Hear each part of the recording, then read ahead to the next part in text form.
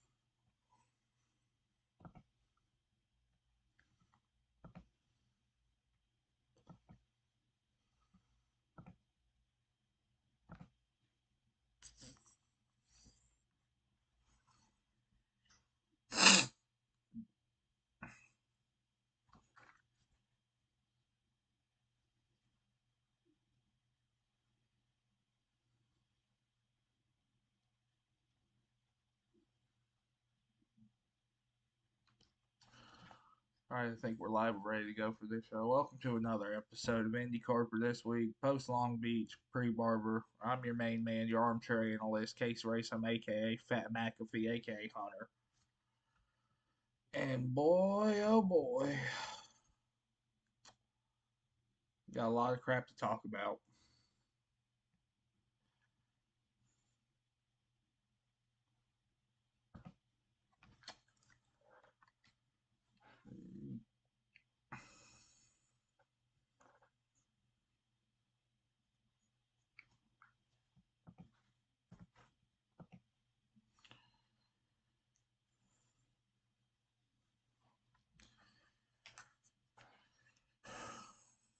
First off, I want to talk about the final results for Long Beach. Dixon did another classic fuel saving strategy. He's just the GOAT. Dixon gonna Dixon. All Honda podium with Scott Dixon, Colt Hurt, Alex Blow. Points standings are all shaken up. I bolded the number 11 finishing position, Teo Porcher. We'll talk about that later. A couple guys I want to give shout outs to. Roman Grosjean finishing 8th. Great run by him. Teo Porcher finishing 11th, his first race. Big run for him. Congrats to him. And I'll talk about more about that later. But first off, I want to talk about Scott Dixon. Much like CM Punk in WWE, he is the best in the world. We're witnessing greatness. He is the GOAT. We gotta enjoy him while we still got him.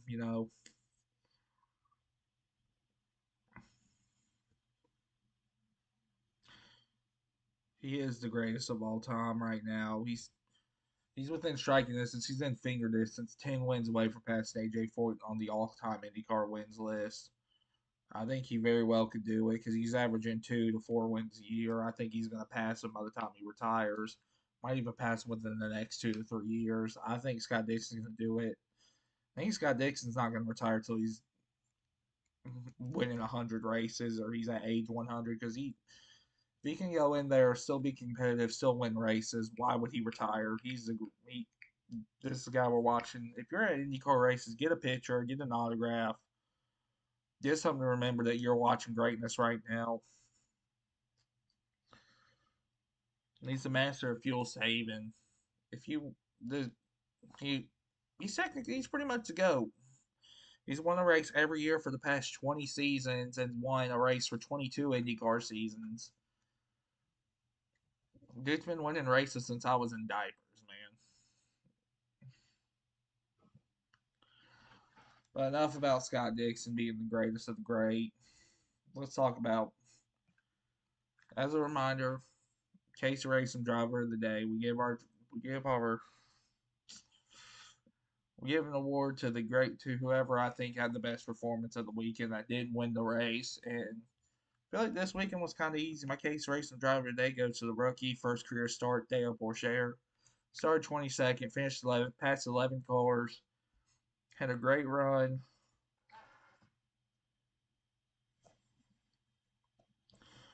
Great run in his first career start. He's running at Barber this weekend too, so gotta give my attaboy to Mr. Porcher. I think he did great this weekend in a sub and start.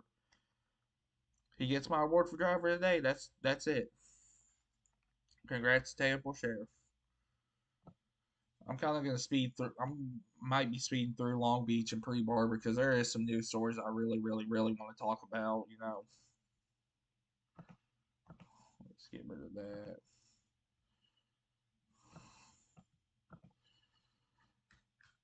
Just a reminder, IndyCar Next Race Up made the graphic Children, Alabama Grand Prix this weekend, 1 p.m. Eastern on NBC and Peacock.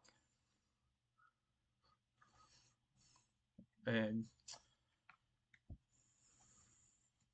yeah, reminder, we're at Barber next weekend over in Alabama. 2.38 mile track, 15 turns. Let's go ahead and dive into Indy next. They're back in action this weekend too. Been off for about almost 2 months. Yeah, we're a month and a half break. Next race up for is the Grand Prix Alabama for the Indy next, 11:05 a.m. Eastern. Haven't had Indy next since St. Pete GP. We're having back. It's always streaming on Peacock. Make sure you're watching. We want viewers. And let's go ahead and get a quick refresher of the point standings. Nolan Siegel won St. Petersburg. He's the points leader. He's got some IndyCar races under his belt now. I think he very well could win the championship. But yeah, let's go ahead and go into the Barber win or the Barber race prediction picks. I debated on taking Joe Newgarden off after the news today, but I'm not going to. I made these six Monday afternoon, Monday morning. So I'm keeping Joseph Newgarden, the new St. Pete Winter Pato Award, and my long shot. Both the Newgarden and Award have victories here. Newgarden's won here twice. Award won here in 2022. And my long shot picks, Christian Lundgaard, he finished sixth here last year. Has a very, very fast pit crew. He's my long shot. I think he can get the finish he needs. But nah. First off, I'm going to take a break before we dive into the big news. So I'm going to take a break. I'll be right back.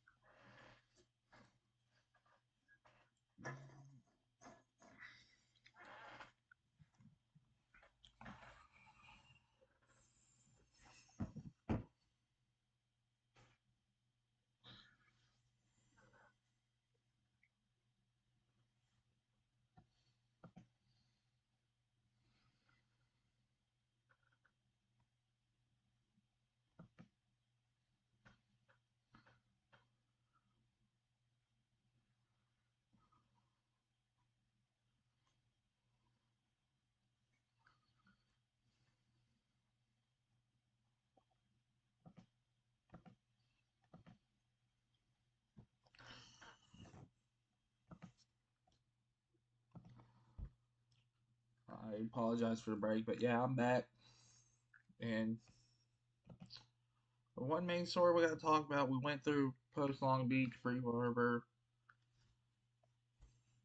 Team Penske got a little cheaty, at St. Petersburg.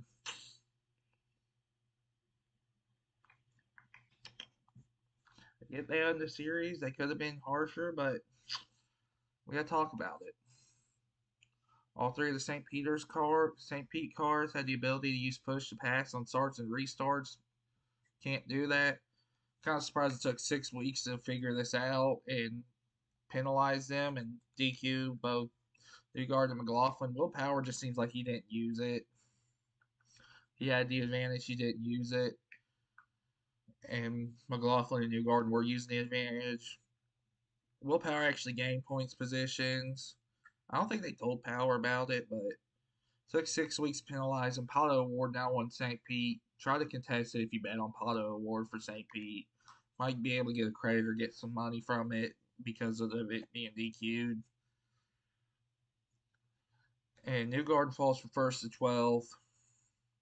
I get that it took them 6 weeks to find it because IndyCar didn't know that they were using it to a competitive advantage. They were fully planning on cheating at Long Beach too, but you know, they got it. They can't do anything. IndyCar found out about it during the warm up at Long Beach. That's probably why it took 6 weeks to contest it. They figured out they were cheating. They were fully planning on probably doing it again. People saying the penalty's too harsh or too light. I think the penalty's right. And real, you gotta realize Penske owns the series too. They could have full out just ignored it and let it keep happening, but they're not like that. They're gonna let it go. They're gonna penalize, and we move on from it. Pato Award now has the St. Petersburg win. Kind of goes full circle because had a little bit of an overheat in 2023, lost the race, and then now with this penalty, he gets a St. Pete win in his bank. So congrats to him.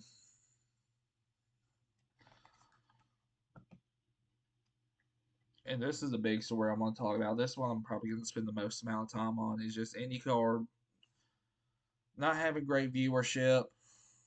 I'm not going to hold back in marketing. The only reason I care about this is I have a degree in strategic communications, public relations, and marketing.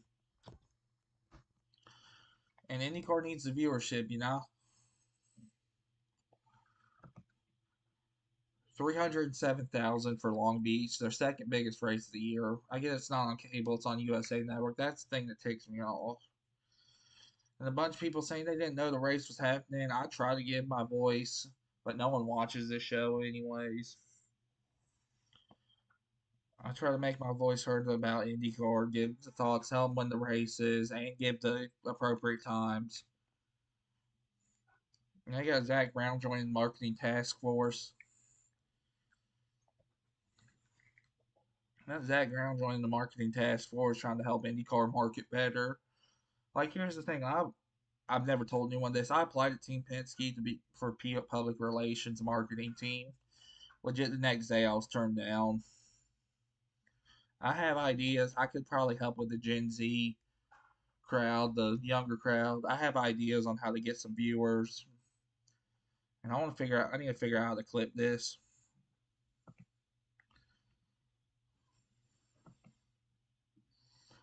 I'm gonna clip. I want to clip this. What I'm saying. Here's how you get some viewers, IndyCar. You got drivers with different sponsors. Well, Verizon has 10,000, roughly 10,000 commercials. You're telling me you couldn't get Will Power to do one of them? Will Power is probably one of the best characters in IndyCar. You telling me you couldn't get him to do a commercial with Verizon? PNC has this commercial saying that they're doing things boring, this and that. They take the boring stuff. You couldn't get Scott Dixon in there to say PNC does the boring stuff, so you can go out and do exciting stuff. Come on, you're telling me the only commercial IndyCar has is with Joseph Newgard doing the shell stuff. You gotta figure out how to market better. Come on. I have some ideas too. Like I said, I would only watch like 2 to 3 races before 2018, 2019 with IndyCar because straight up, I would only watch ESPN races when ESPN versus slash NBCSN had the rights to broadcast. I would only watch ESPN races. You know how I got interested in watching all the races? CBS has The Amazing Race. Connor Daly, Alexander Rossi were on The Amazing Race. It ended up finishing fourth. That's how I got reinterested in IndyCar. IndyCar needs to market better. Come on. Have the drivers do extracurricular stuff. I mean, heck, I looked at the schedule. WrestleMania is going to be in Indiana 2 weeks after the IndyCar series season ends. I know it's not going to be a quick fix. You need to figure out how to market better, this and that, but you're telling me you can't get the champion to go on there, go on to WrestleMania, or go on to Raw, have some fun? You're telling me you can't get, like, they're in Indiana, have someone show up because it's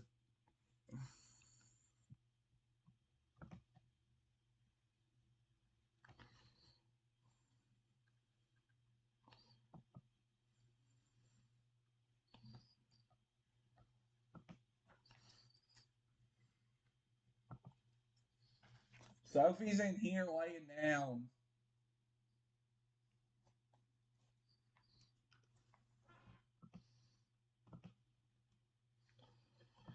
Sorry, I'm back. I'm putting this on replay play again.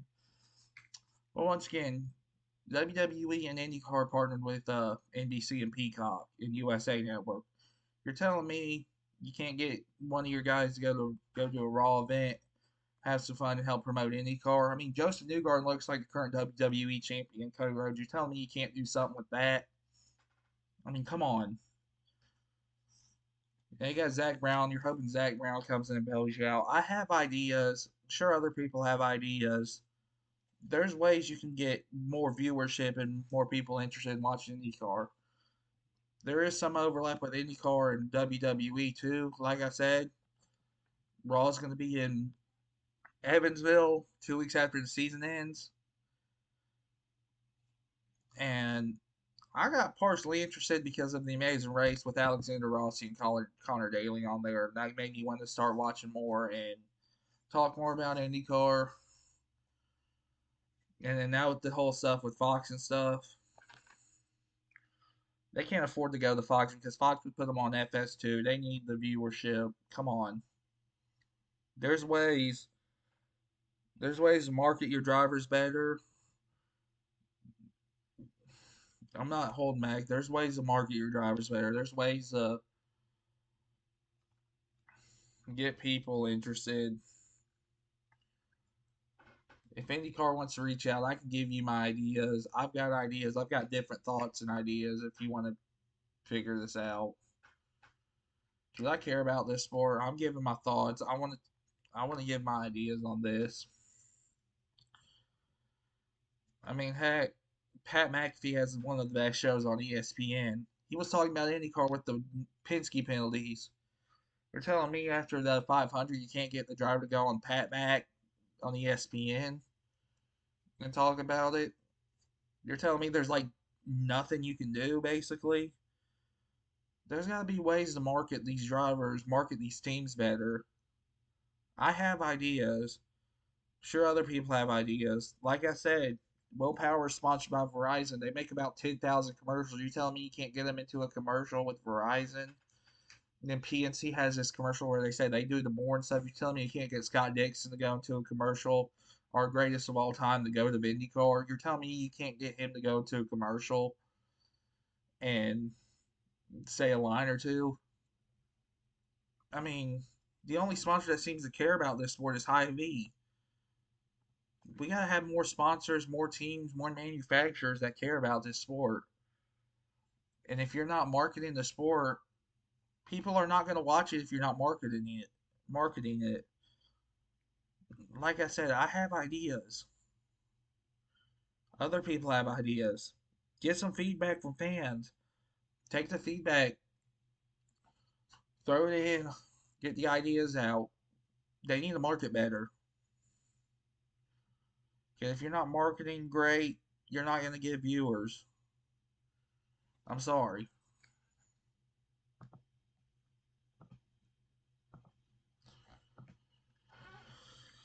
All right, I'm gonna go ahead and sign off. Follow both my accounts on Twitter at HJCarp, CARP29, and at Casey Race. As great Indiana legend says, Pat McAfee says, "Be a friend, tell a friend something nice might change your night, might change your life." We got the post Barber episode coming next week. Hope y'all enjoyed.